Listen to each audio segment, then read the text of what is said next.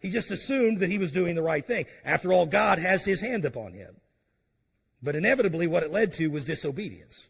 They didn't handle the ark the way they were supposed to. They didn't even take that into consideration. So his new plan, honestly, seems to be driven a little bit by emotion. He's angry and he's fearful. And here's his conclusion in 2 Samuel chapter 6, verse 9. David was afraid of the Lord that day and said, "How shall the ark of the Lord come to me?" In other words, he's kind of given up on this.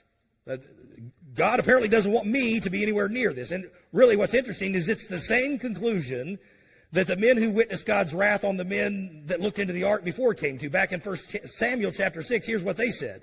The men of Bethshemesh said, "Who is able to stand before this holy Lord God, and to whom shall he go up from us?" In other words, who can get anywhere near the presence of this holy God? They didn't even know what to do at this point.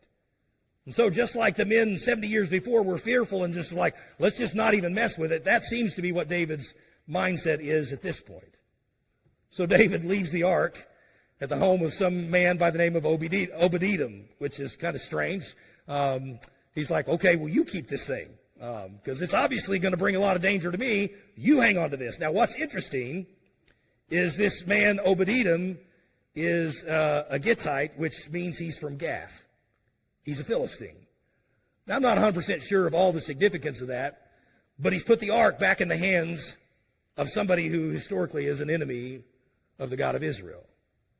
So, here's what I want to wrap up with tonight. We'll be done a little bit early. But for those who say that it doesn't matter how we worship or where we worship or who we worship with, doesn't understand who our God is.